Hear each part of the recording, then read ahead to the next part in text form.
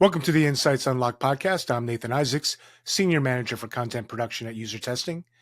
Joining us today as host is Jason Giles, User Testing's Vice President of Design. Welcome, Jason. Hello, everyone. It's nice to talk to you again there, Nathan. Yeah, nice to talk to you as well. And our guest today is Alastair Simpson.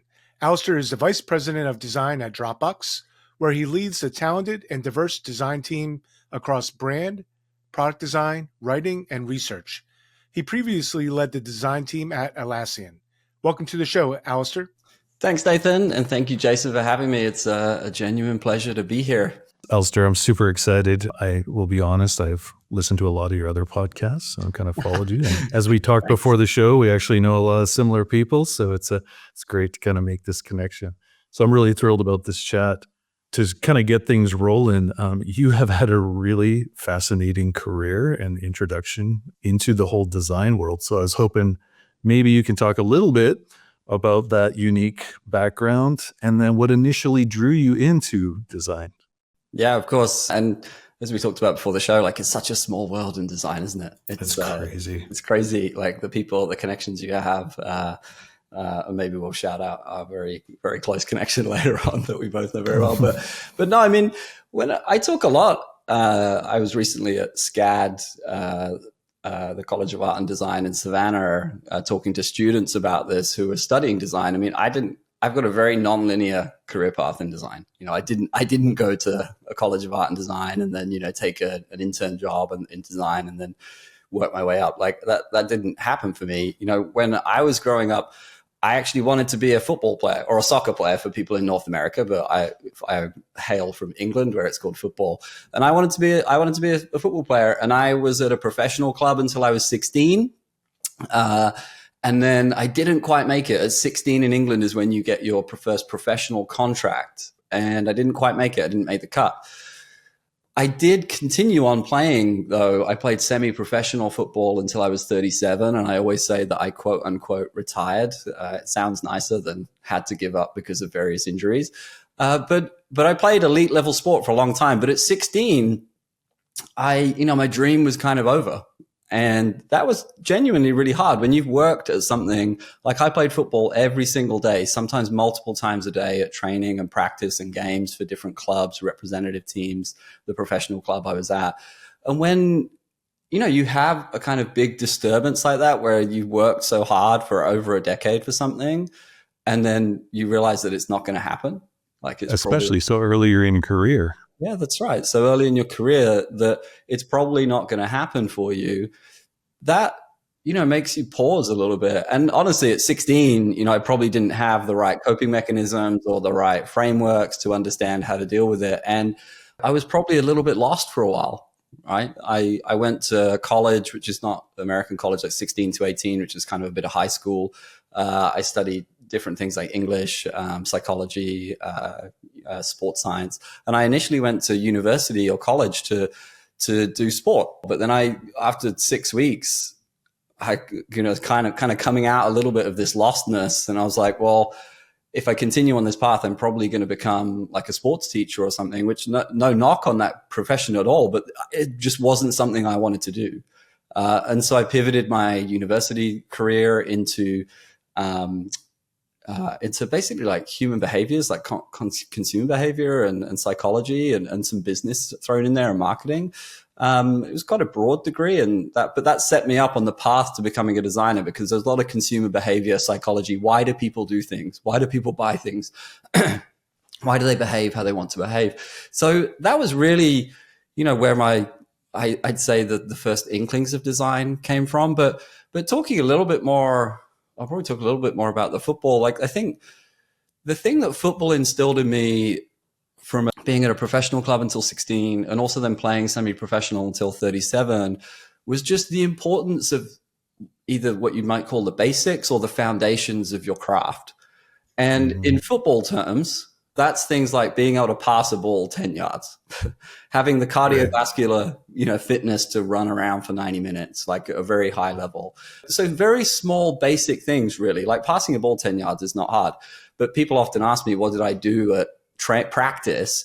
And it was like, well, we passed the ball back and forth 10 yards and we did small skills. And And you're doing that so that it becomes ingrained in you, so that in the pressure situation of a game, you don't need to think about performing a very rudimentary basic skill. And then if you fast forward to, what we'll get into in this show, like some of my thoughts about design is also about the foundations of our craft. Like, we've got lots of advancements in AI, there's lots of different patterns that come up, but really as a designer, we need to be very good at being customer-centric, at knowing how to lay out a page, color, type, interaction design, and to do critique really well. That doesn't change. Like, that just literally doesn't change. And we'll talk about that in a minute. But that's what I learned throughout my football career, was just the importance of building good habits, the importance of repetition and persistence, because stuff gets really hard. But if you can be consistent over a long period of time and be very intentional, I think you can actually do really great things. And so, I played for many, many years at a very high level of football. And I was role modeled really important lessons. Like, I was fortunate to have a player manager when I was only 18. He was in his early 40s. He had won the European Cup with Liverpool 3 times in the 80s, which is a huge deal. Like, that's a huge, huge deal. And yet there he was at a semi-professional club, player manager in his early 40s. But he was modeling behaviors. He was first to the dressing room. He would lay the kit out. He was first on the pitch, laying the cones out. He would take part in the drills, so he was involved in it. He would pack away after training. He would clean the dressing room. And this was a guy who'd won the European Cup 3 times. And I'm like, wow, like, he is modeling all of these behaviors as a leader. He is involved. He's engaged. And so I learned a lot from football that I've taken into building teams. And then the second important lesson or work experience that is not design, I went traveling around the world. We talked about, such early disruptions. At the end of my university career, I applied for graduate jobs in London, where I was living, and I got turned down by all those graduate jobs. So my older sister had got a graduate job and she'd bought a house and she was doing really well, and a lot of my friends were like getting jobs. I got turned down from the jobs that I applied for. And again, that was a big setback, but I went traveling with my best friend. My best friend Adam was like, "Hey, I'm going to go traveling around the world. Do you want to come?" And I was like, well, that sounds like something I would usually say no to, but let's try that. And so, I saved up money for 6 months. I worked at JP Morgan Chase Bank, like doing some data entry, and saved up money living at home. And then I flew. My first stop was Rio de Janeiro in Brazil for Rio Carnival. And then I spent a year traveling around the world in South America, Australia, New Zealand, Southeast Asia. And in the traveling moments, I learned about being adaptive, because you drop yourself into cultures that you don't know and languages that you don't know, and you're immersed in it. You have to learn how to deal with those volatile, uncertain, ambiguous environments, and how to integrate really well. And you do a lot of that through listening, being curious, being genuine, which again, we'll talk a little bit about in a moment. But then at the end of that year, I went and lived in Australia for another year. I didn't want to go back to England and get a real job, a serious job. And I lived in Australia and I worked in a call center, which is like, again, this is where I actually say my design career started.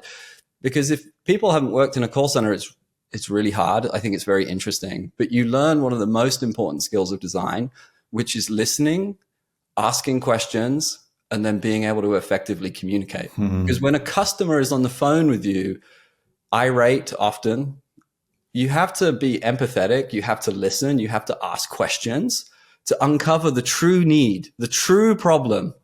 And then you have to be able to communicate an effective answer. And again, if we parallel that to design, we can design anything we want. Like, we can move pixels around automatically now. You can move pixels around to design anything we want. And it's like, is that a good solution? It's like, I don't know what the problem is, so I can't tell you if this is a good solution. And so you have to ask questions and listen and really get to the problem beneath the problem before you start designing, and then be able to effectively communicate. Because again, I see this in design critique and design reviews where sometimes designers cannot communicate and articulate their idea in a really solid way. And so that's where I learned those other important facets of design, which is, listening, asking questions, and communicating. And at the time, did you recognize that you were gaining these kind of core foundational skills, or was this something that you were just like, hey, I'm on a journey and I'm, just moving through, happy go lucky, trying to figure out what's next? I'd love to say, because certainly as I've got older, I am very intentional, like really intentional about the things that I do and how I learn and what I'm exposing myself to so that I can really develop myself in an intentional way. But honestly, the candid answer is no. The only thing I will say is I was very intentional about, okay, I've had this setback where I got turned down from jobs. I'm going to go and do something very different in order to expose myself to very different things and see where that takes me. That was an intentional decision. The working in a call center thinking I'm going to learn all these foundational skills, less so, but it was certainly on reflection, looking back at that time, because I do reflect most years now, that I really, and then having worked in big technology companies and agencies, it's only then when you look back that you realize, okay, that I was learning a lot there. And those skills are really important to me now. And I'm very grateful to have had those experiences versus a traditional linear career path in design, which again, there's nothing wrong with that linear career path at all, but I'm grateful for my own journey. And then, just to round it off, the initial journey into design, like. Yeah, that was wondering, how did you get from the call center out? I was just trying to work in Australia. That was the honest thing. I wanted to stay in Australia, having grown up in England. Australia is a lovely way of life. And my first job was at a B2B publisher called Reed Business Information, which is part of the LexisNexis Group, or Reed Elsevier. At the time, Reed Business Information was the largest B2B publisher in the world at the time. And they published magazines in industries you would never have heard of, like manufacturing and architecture and pharma. They published a magazine called Farmers Weekly, but had these huge distributions, huge, but they weren't, your GQ or something, right? They weren't these consumer magazines. Obviously, in the early 2000s, though, print publishing was declining rapidly and revenue was declining rapidly. And I worked in the digital division in Australia of this B2B publisher, where we were transitioning print revenue and print content online, because the online revolution was happening. We were transitioning it all online. And so I was part of this huge company, but I was in a digital division of 10, which was operated as a startup. And we grew to 150 people we went from 0 to double-digit millions in revenue in 2 years. So we went through this hyper growth, and I was the first designer there. That was how I got into design. I was the first designer. And I was doing everything: brand, visual design, interaction design. I built my own usability testing lab using Moray software. Moray. That's right. Takes me back. It's right. And I remember buying it, and it felt like offensively expensive at the time. It was a few $1,000s or something. And so I was doing all this very broad design work, building prototypes, like doing wireframe, all the things. And honestly, I probably was making so many mistakes, but I was just doing the work. And I got a lot of mentors, because I was a design team of one. I didn't have like a manager or director. It was literally just me in this small 10-person company. But I got outside help. I got lots of mentorship from different people. Like, they taught me how to do good research. They taught me how to do good visual design and branding, and the importance of page hierarchy and all these fundamentals. And then I went and learned and studied myself. And so that was my introduction into design. But that was a huge, again, I look back on that. That wasn't the intentional decision. There was to work for them because they were in Australia. But I was very fortunate, because a little bit of luck there. Yeah, because honestly, it was like a startup. And this was in the early 2000s. As I said, we went from 10 to like 150 people in 2 years. I was like, wow, this is crazy. But it's only now when I look back, and I've worked in Silicon Valley and I've seen tech and startups, that I'm like, oh, wow, like we were doing a lot of the things that are happening now in these crazy, fast growing startups back then. And just trying to make it work, essentially. Totally. Yeah. Quick sidebar. I was, my first job, my entry into design was working for the Microsoft library, which at the time was the world's biggest intranet.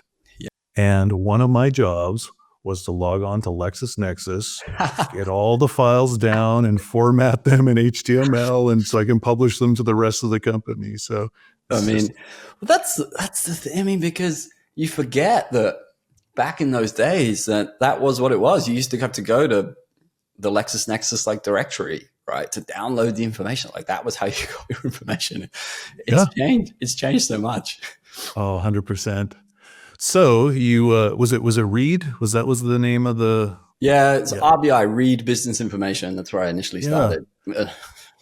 And then you went on to go and just build some amazing teams at Atlassian and Dropbox. Was that just an opportunity again, or was that proactively like, hey, here's what I want to go pursue? Yeah, these were definitely more intentional. I mean, in between those things, so I finished at Reed, and then I actually went traveling again for a year. I traveled around South and Central America for a year, and that was wonderful. It was really great. I'd saved up money, and we just went away and traveled, and again exposed ourselves to more cultures and different environments, and then came back, and I actually worked at an agency. And that was a very intentional decision because I'd never worked as a consultant, basically, at an agency.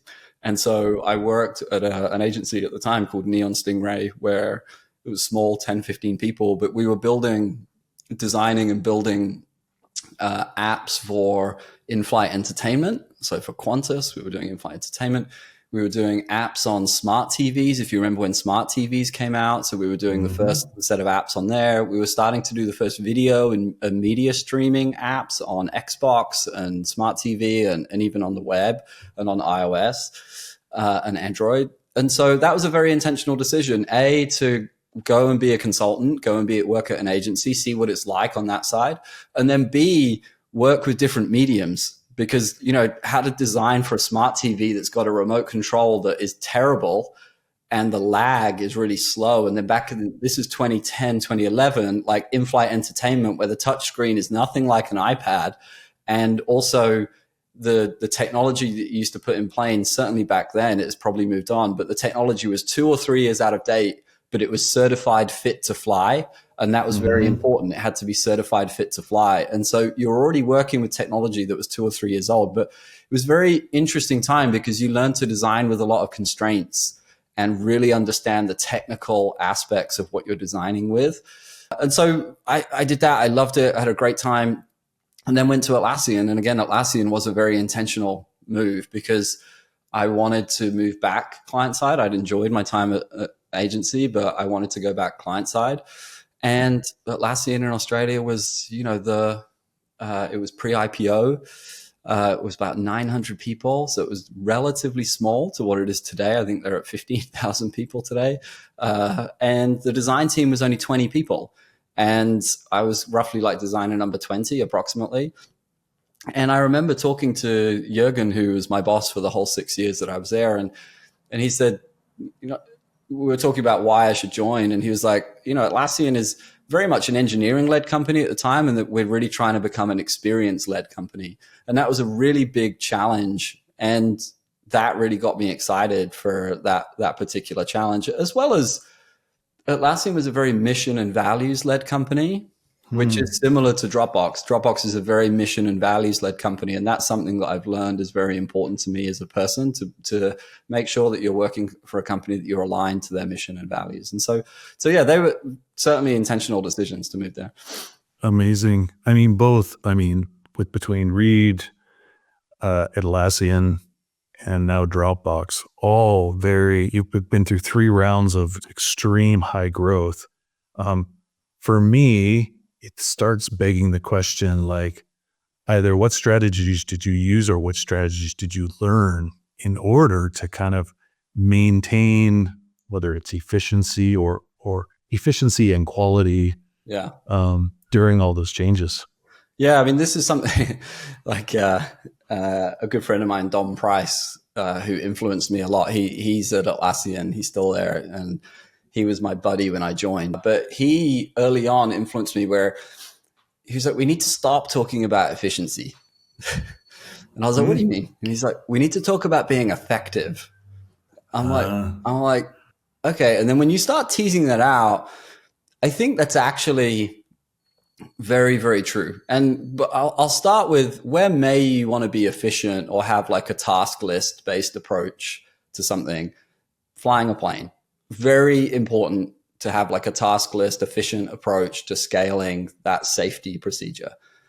I think that where we're talking about building products and working, in building products in technology, I think we often get stuck trying to mandate process or efficiency and then measuring adherence to the process versus, and you alluded this to, versus the actual quality of what is being delivered. Like, and that's really what's important. And I think that's bad. And I think so much of building products today is about collaboration. And that collaboration is human to human connection. And humans are really messy. Like we're really messy. It's difficult. And then you throw in you're right now in Edinburgh, Scotland. And imagine if we were trying to collaborate together, you throw in that we're in a different time zone, that you're at the end of your day, you might be tired, you might be annoyed because you're had a long day. And I'm at the start of my day in California and I'm like, hey, I'm really peppy, I'm really interested. And you're just like, I can't collaborate right now, right? Humans are messy and there's lots of different human behaviors and dynamics that we need to think about. And so whilst I'm not an anti-efficiency or anti-process type person in general, I understand the importance of these things. I really think you need to stay focused on getting the behaviors right in your organization, on getting the culture right in your organization, getting the right people in, focus on hiring and quality, and then just having this unwavering focus on actual outcomes versus the output, and I think that is really, really important. And, we can talk more about, some examples of that in a minute. Yeah, I mean, to go back to, and I 100% agree, do you find that as you are identifying what are those key cultural attributes, or you're designing, like, what are the behaviors, does that change from environment to environment? Or do you find that there's effectively, for the teams that I like to run and the business companies that I like to work with, these are the few things that are like the critical things that have really allowed us to become effective? I think, I've already mentioned some of these things. I think there are some things that stay true and some things that would stay true for me. I have a set of personal values that will always stay true no matter where I kind of work. And my personal values are openness. So I'm very transparent. Persistence. I don't think that anything great happens without a lot of persistence and hard work. I'm passionate. I think people follow passionate people. They want to see that you're excited about something. And then curiosity, right, is kind of the fourth one. Is like, you need to be curious, ask questions about the people and the environment that you're in. So I think that stays true for me. Another thing that stays true, I think, for me, and also if I'm thinking about designing and building products, is just a focus on our core craft as designers. And what do I mean by that? I mean, our core craft as designers is really customer centricity, right? Are we customer centric in what we do? Do we know the problem that we're trying to solve? Do we actually know the problem and what a good outcome might be? Do we know how to go broad with solution generation? Like, do we actually, instead of just designing one idea and calling it quits, do we actually know how to do good solution generation? And then do we have a strong foundation in type, color, page hierarchy, interaction design?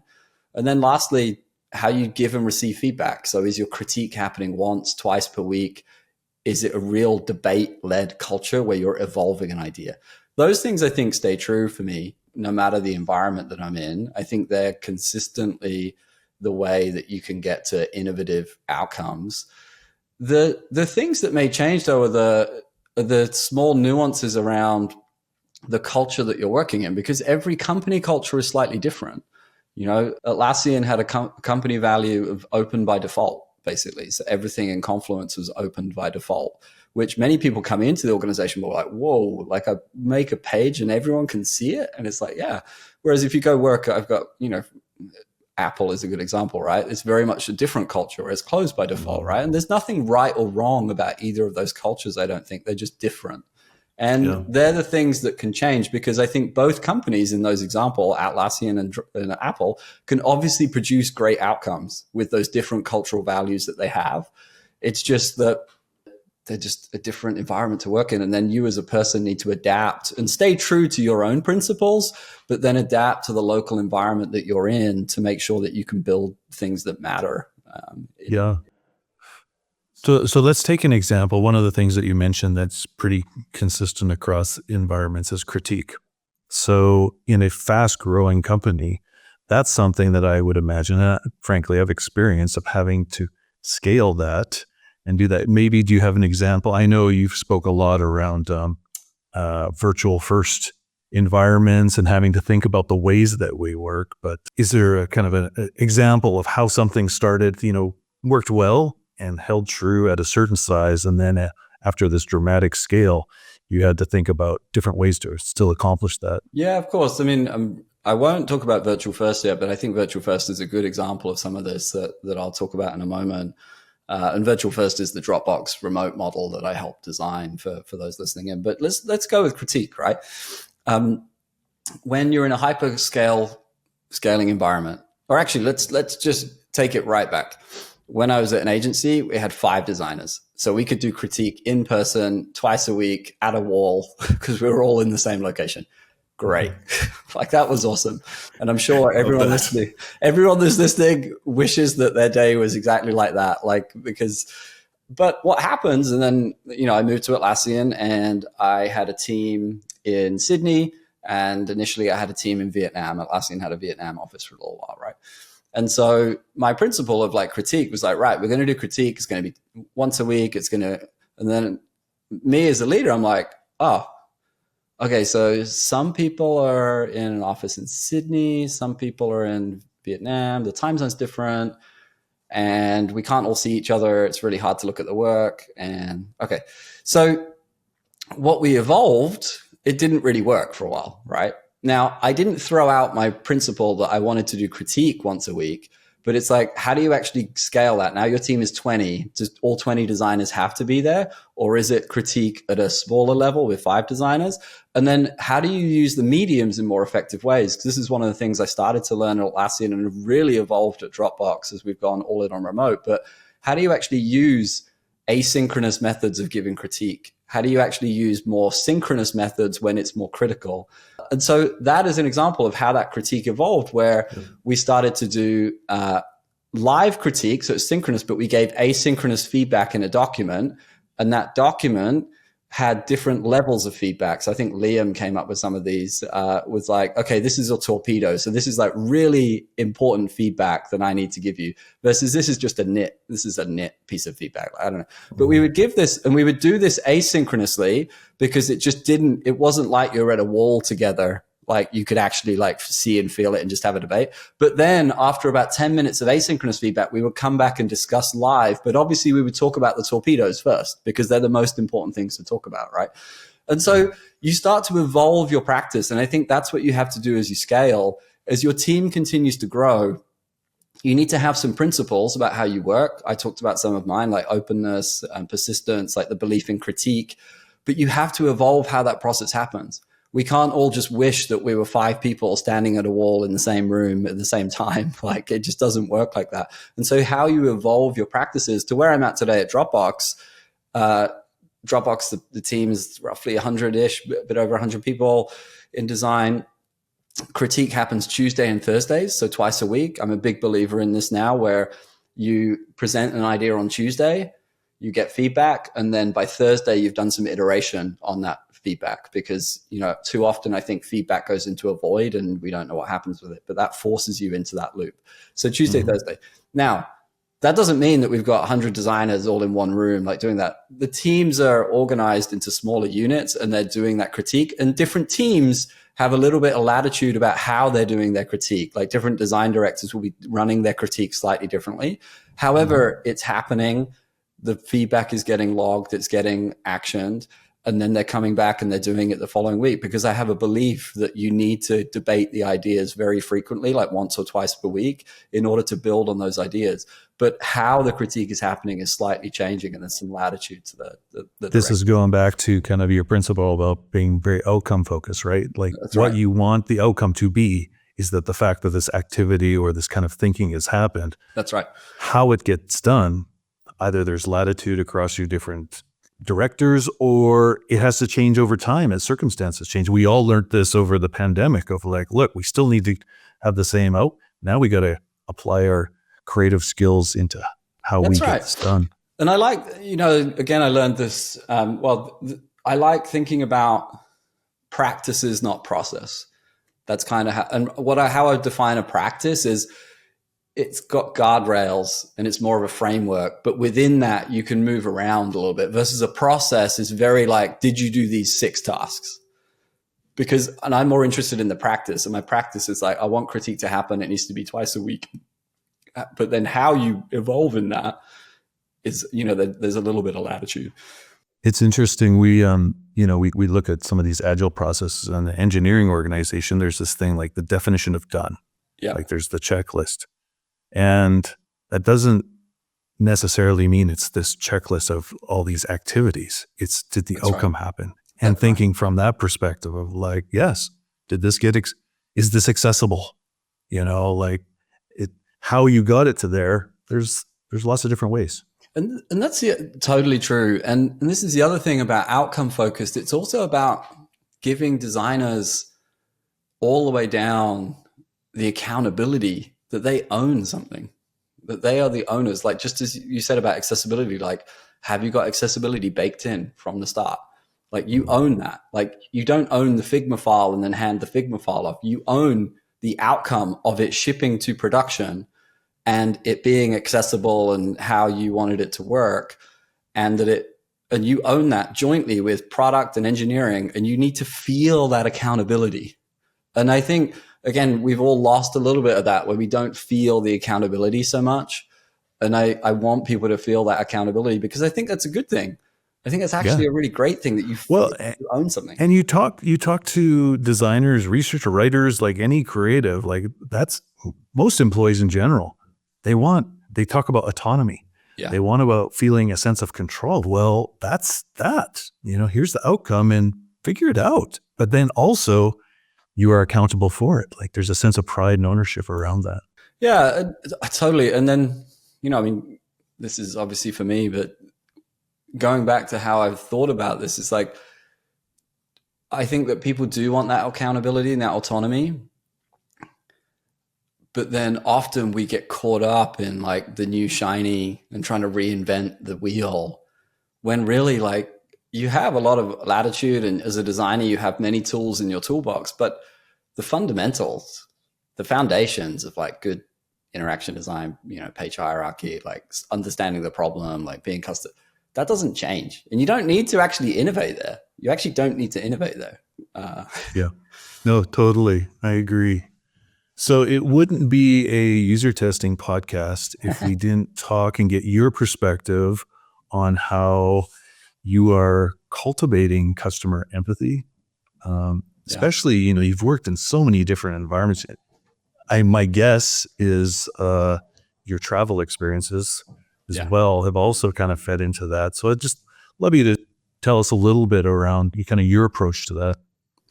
Yeah, I mean, it starts with the personal values I've already talked about. So openness, right? I'm very transparent. I have a README document or a working with me document that's like 5 pages.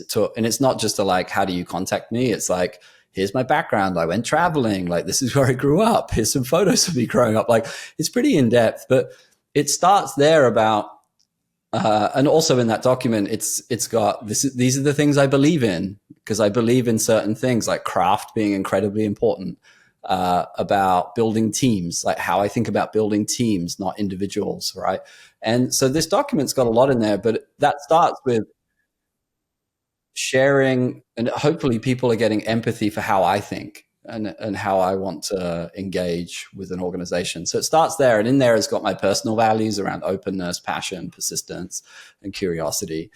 And I think I model that day to day.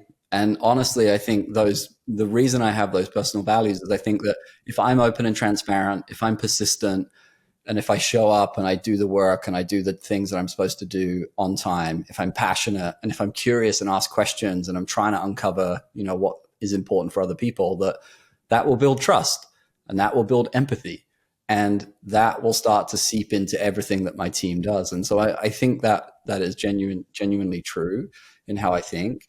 I also, because obviously, user testing, you also need to not only build empathy for the people you're working with, but obviously for your customers, and then modeling that behavior. Like, I try to speak to customers every week or at least every 2 weeks. We have various different customer connection programs, customer coffee chats. We can watch usability testing sessions. We can speak one-on-one to customers through our sales. I follow some customer support, like live chat messages with agents. So there's various different ways. And if you start modeling that behavior, that customer centricity is important, then again, that your team is going to get an understanding that is really important. As we think, though, about empathy and building that empathy, I also, it's a good opportunity and probably relevant. You mentioned the pandemic, but to talk about remote versus in person, right? I think, right, yeah.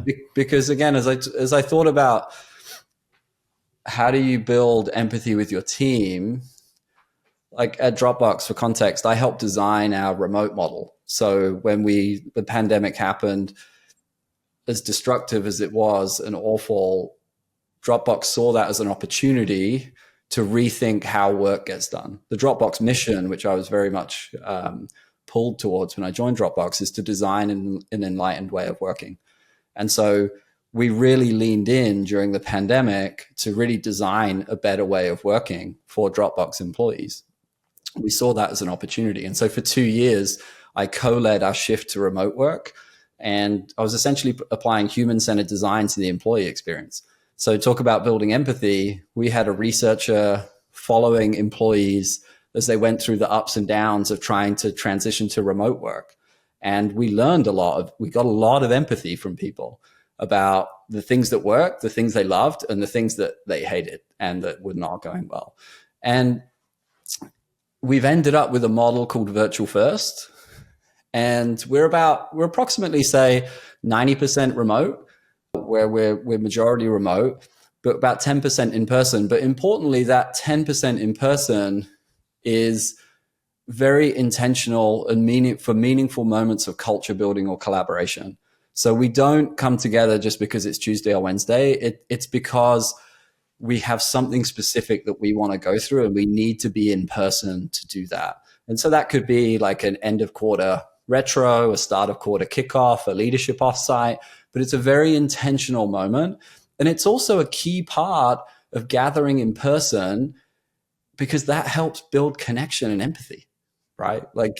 Because it's very different when you're breaking bread with someone, having coffee with someone, versus being on Zoom or how we are now. The different mediums are good for different things. And obviously there's no substitute, I don't think, for meeting in person, say once per quarter, and actually breaking bread and understanding who that person is.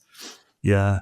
When we were traveling more, we're quite distributed, and we've always been very remote friendly. But it's funny because we merged with user Zoom. That's right. And bring two companies together. And so right from the get-go, like, let's get in person.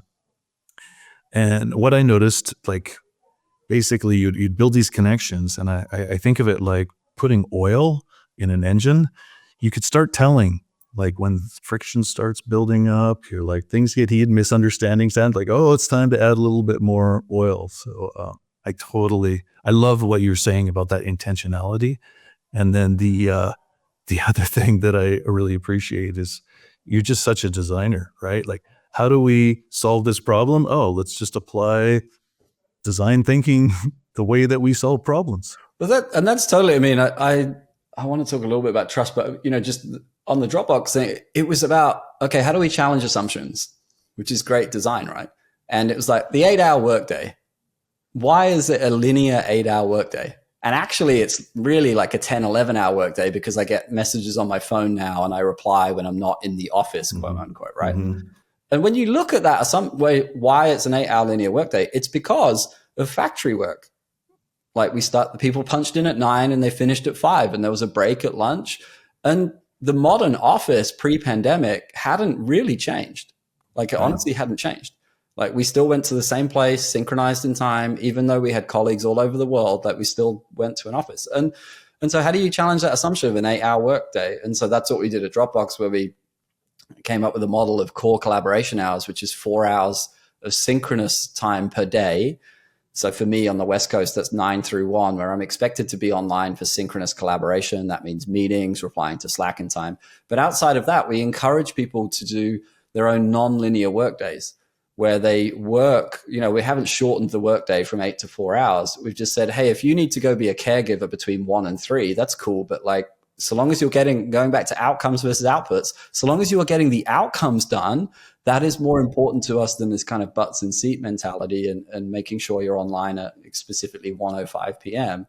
And the outcomes for us have been transformative, right? We've been I was going to ask, so what has the outcome been for Dropbox? The outcome for Dropbox has been transformative. We can hire all over the US.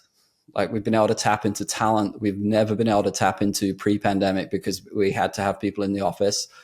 Virtual-First is one of the number one reasons that employees join Dropbox and the number one reason that people retain and stay at Dropbox. Our self-reported productivity scores are the highest they've ever been, ever. And amazing. People feel like they can do the best work of their lives at Dropbox in the model that we have.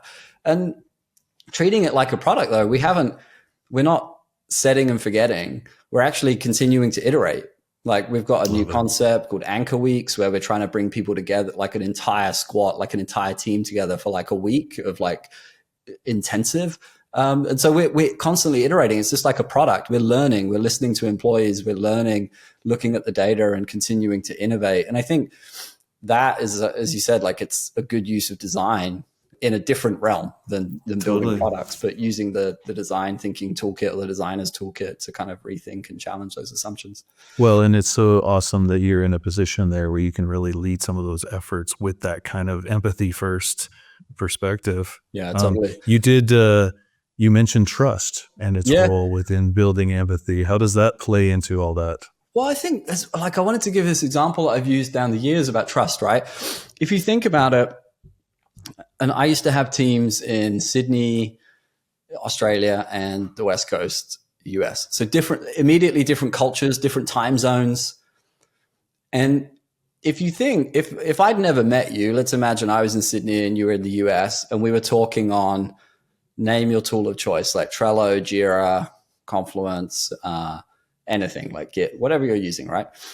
And you wake up to a comment that I've made in Australia the day before, but because of the time difference. And the first comment you see is I've said, hey, what? And let me set a bit more context. We've never met. Let's imagine we've never met in person. Maybe we've been on some Zoom calls. And I left a comment on this thing that you're working on that says, Jason, why did you make that decision? Now, when you read that, because you're not hearing that, when you read that, what you're reading is, you're a fool. I don't trust what you're doing. Why did you make such a stupid decision? That's what you're reading, even though I just said, why did you make that decision? There's no challenge in it. But because across the time zone, across the world, you're waking up. It's the first thing you see. It's the end of my day. The context is lost. And also there's no trust or empathy between us. We've never met. Versus imagine if we'd met, we'd had coffee together, we understood who each other were, we knew each other's kids or whatever it was, like whatever the personal settings are, we'd actually met. And then I asked that question, that same question, why did you make that decision? You're immediately going to have a different perspective and read that question very differently. And this is where my human psychology background comes in from university is it's like, that is just psychology. But that's how you build, that's why it's important to meet in person and build that trust, spend the time building trust. And even one of my personal values of curiosity, when I start working with new people, I ask questions. Who are they? What is going on for them? Like in work, outside of work, like be curious, ask questions, build up your own set of information so that you have more context of what somebody's going through. So that's the trust thing, I think is very important. And then just rounding that out,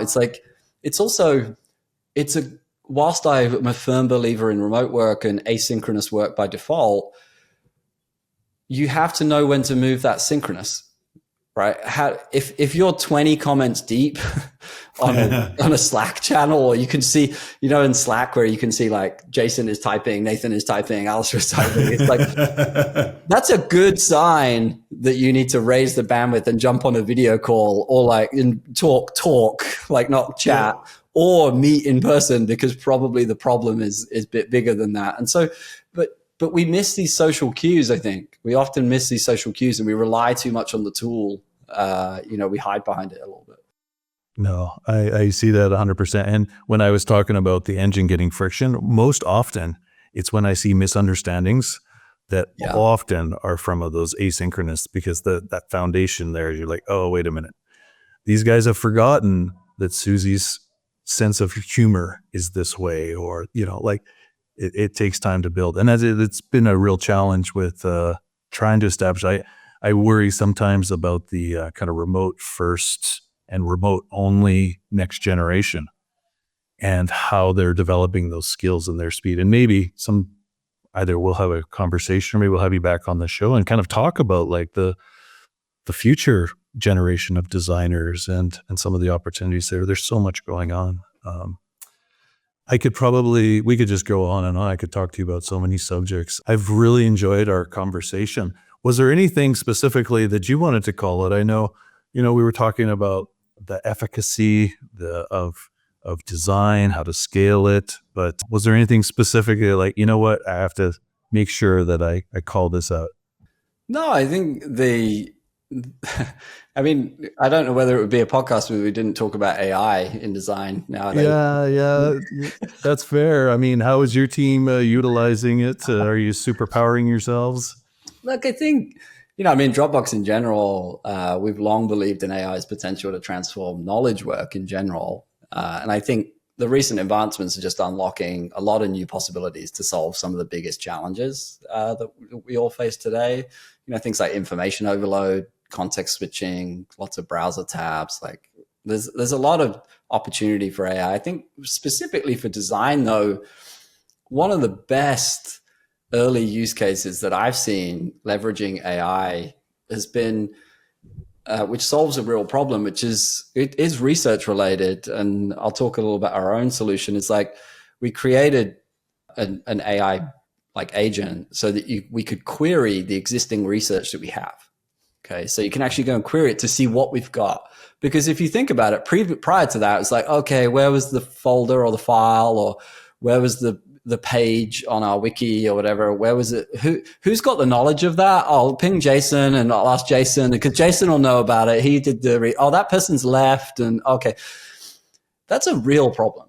That is a real problem. And so we've created just a small agent that you can query it, and it will give you a summary and then links to specific research about, okay, you're doing onboarding. What do we know about onboarding for Dropbox customers in the past?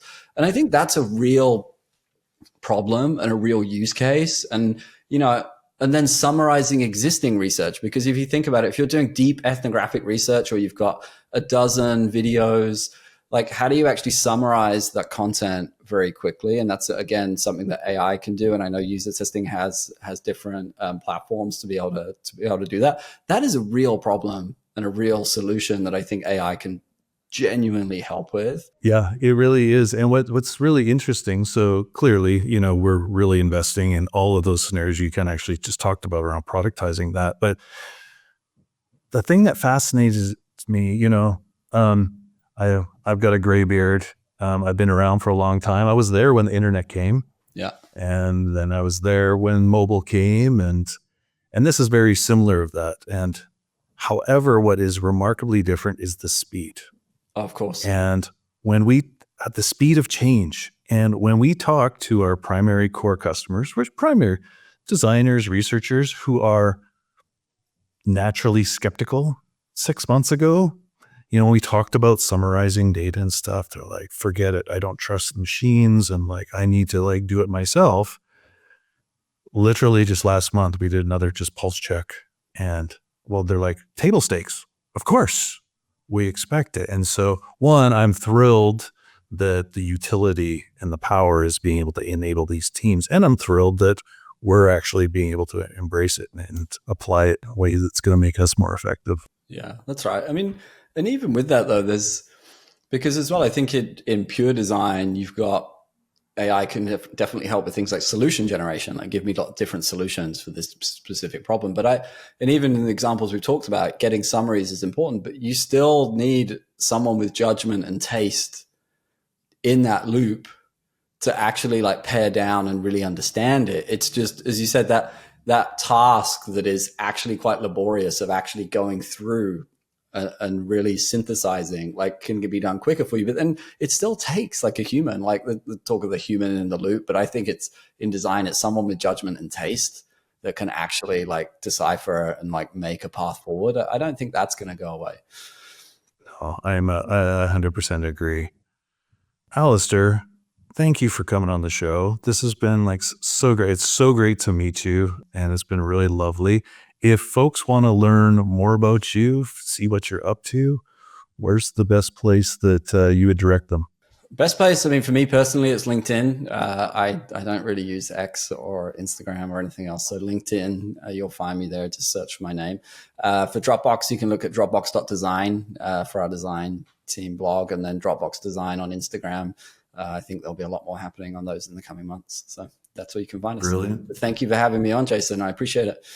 Absolutely. The best to you, the best to the team at Dropbox, and here's to more future success. Thank you.